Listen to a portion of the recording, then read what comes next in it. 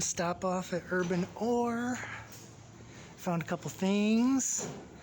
Gave us vintage green wood grain little file box. My metal box fetish and a green box apparently thing I have.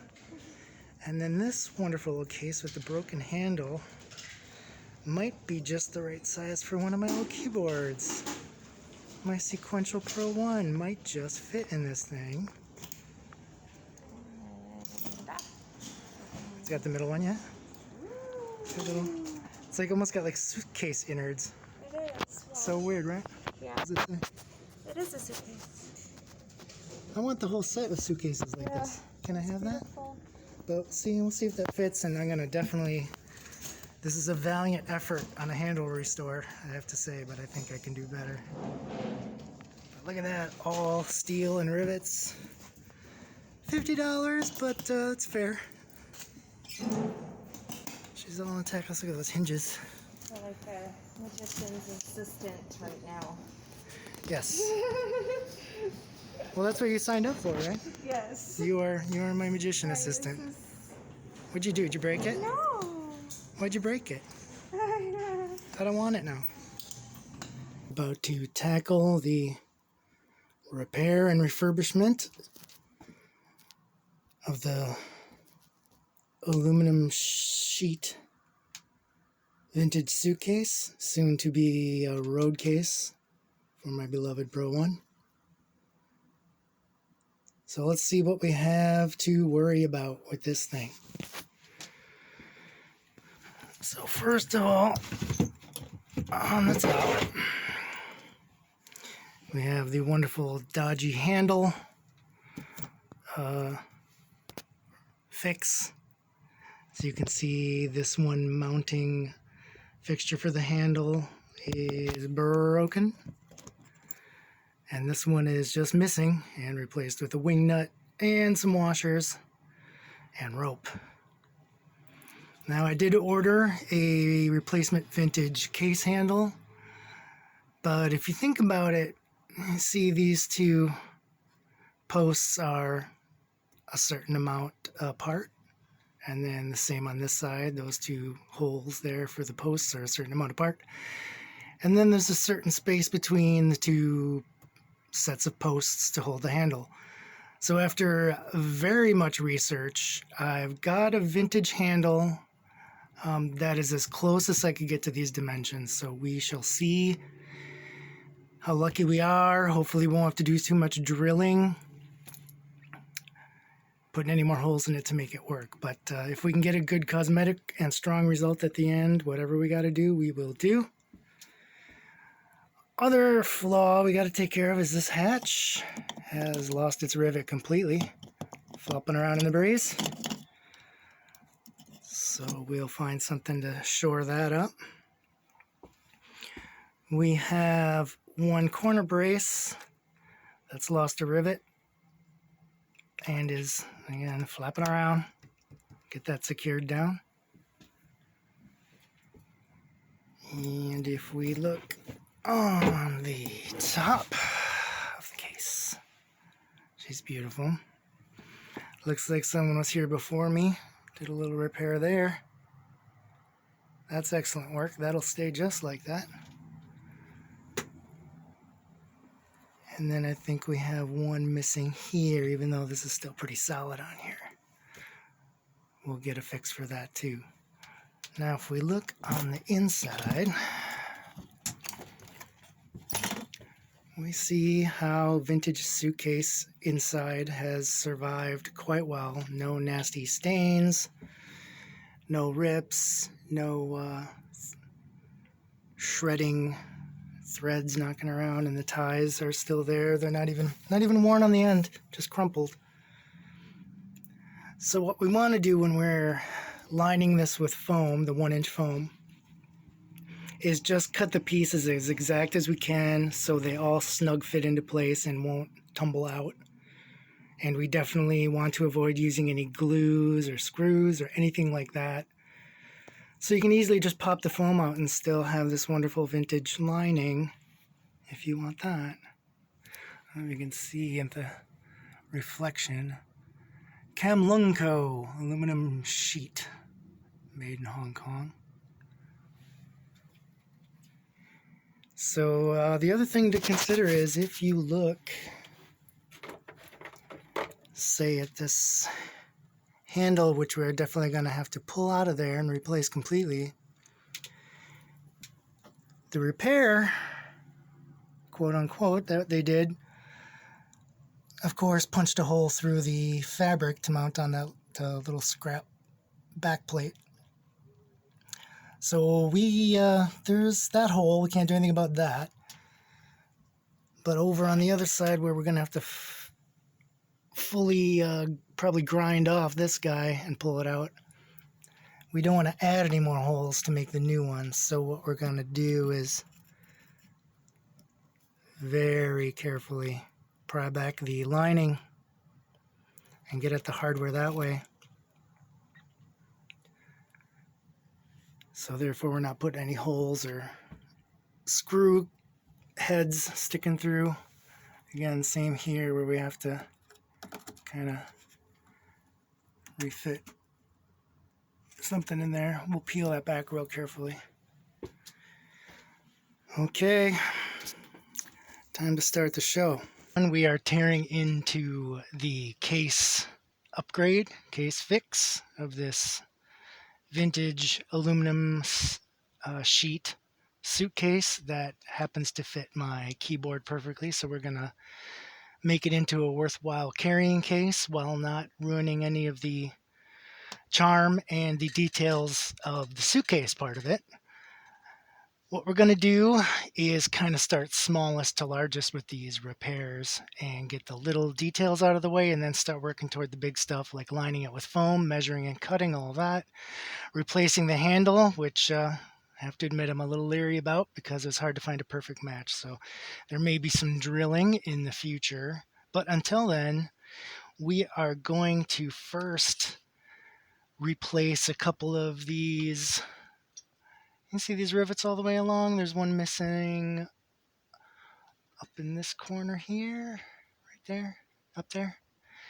And then there's one rivet that holds this latch in place.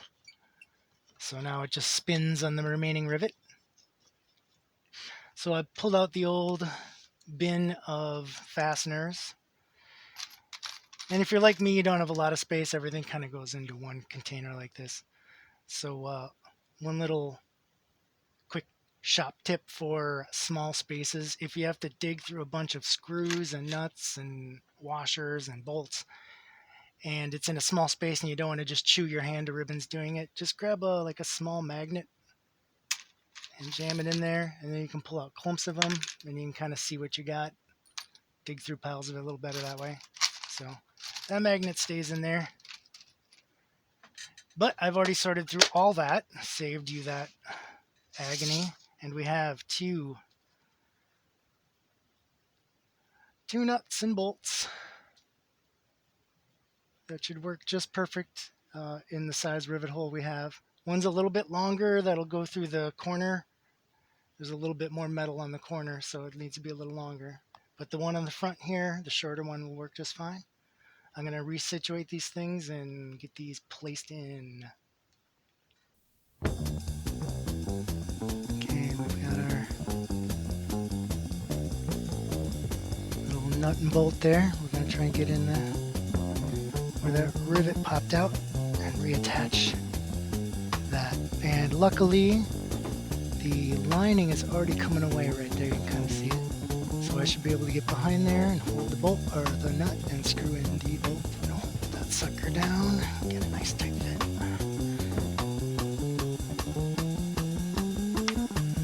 Look at that. Solid. And just the little different screw head other than the rivet. And of course, once that's put back in place, you'll never see it. Okay, one down. There's two more to go. So let me resituate. Okay, ready for the last rivet replace. Another corner one, so we're going to have to make a hole through the lining that we'll just have to live with, a real tiny one. And yes, I know I already went sticker crazy on this side, but It's just going to be that side because it just looks so cool without too. But there you go, my sticker mania. All right, so again with this one, since there's so many layers of metal, took the pin vise, removed some material, got it to go all the way through easily. And now we are ready to try our nut and screw.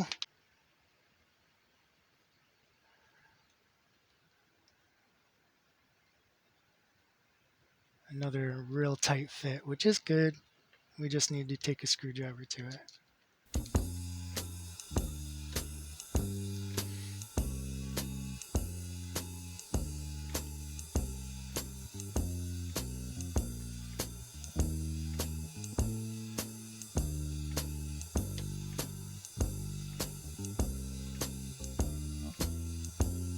And darned if I didn't choose just the densest thread count on these little screws.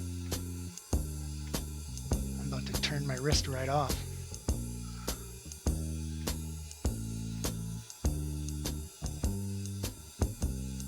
I may be getting a cramp. So far as getting the handle off, here's our wonderful rope remnants. There's the original 2 holes that held the other little buckle there.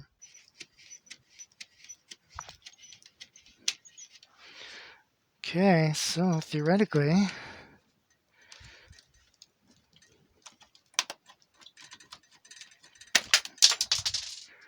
well, it shot across the room, but it's out. One piece.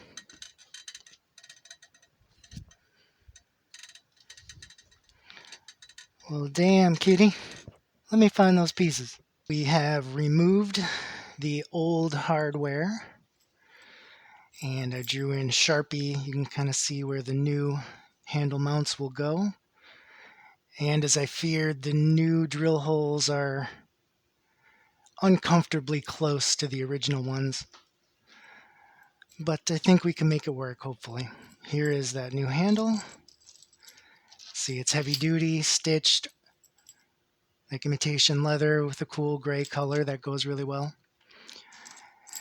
So that will set it off nicely. Originally, it came with, I don't know if you can see this, these rivets. So you like split the back into like a little Y shape, and that holds it in.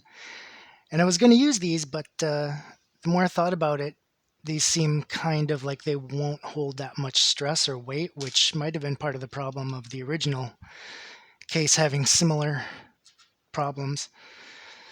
So what I'm going to go with is a screw and a nut like that.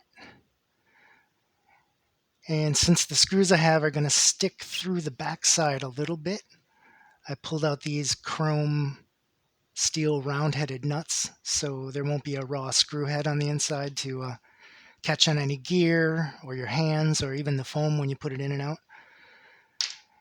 And one last thing, looking at the inside of this, pretty thin material, and there's going to be a keyboard in here and a bunch of foam, so I'm going to back up those washers on the inside. So these will be placed behind the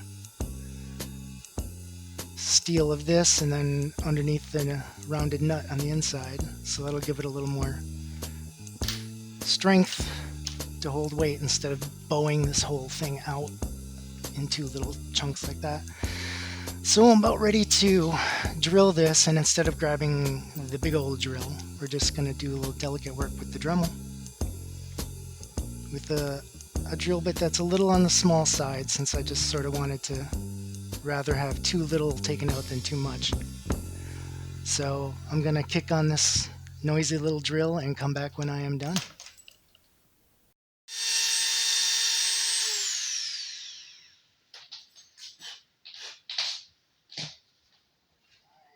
Well, will you look at that? Nick got the screw holes right on the first try. Somebody write this down.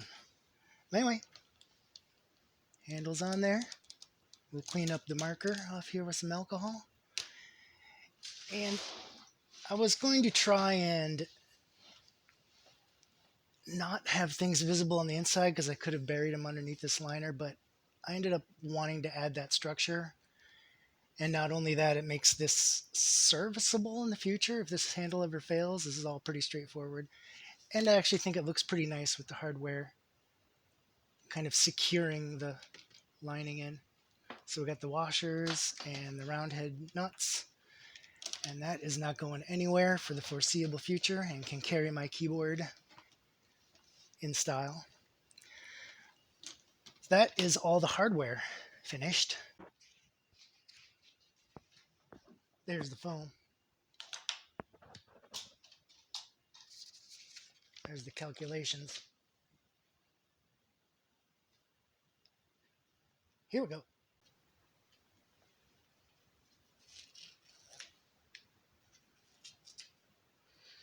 All right, last cut. And for cutting this 1-inch foam, the old box cutter / carpet cutter knife works just fine. And I got all the pieces cut, so now let's do some assembly. See if I got these measurements anywhere right. Well, my friends, sometimes it appears as if I know what I'm doing. All the foam is set in the bottom. Everything fits nice and snug. It's not going anywhere. 2 layers of 1-inch foam on the bottom for extra cushioning. As it lies here, everything snugs in. And the last bit is the top. And I made this one a little bit bigger than I had to because I knew it had to hold itself in place without any help for any other foam. So hopefully this should snug in with a little bit of help.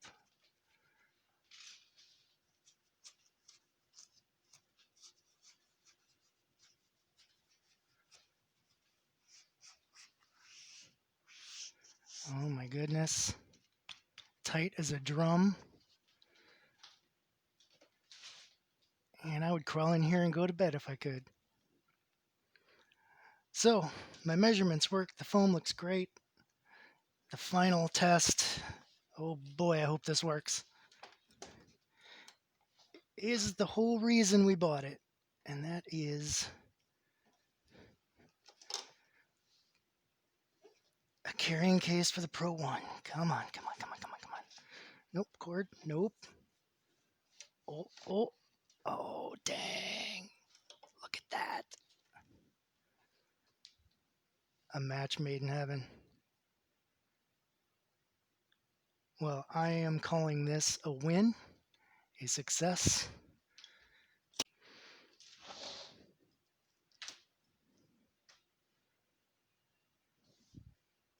Will you look at that? Pleased. I am pleased. All right, there must be something else around here I gotta fix.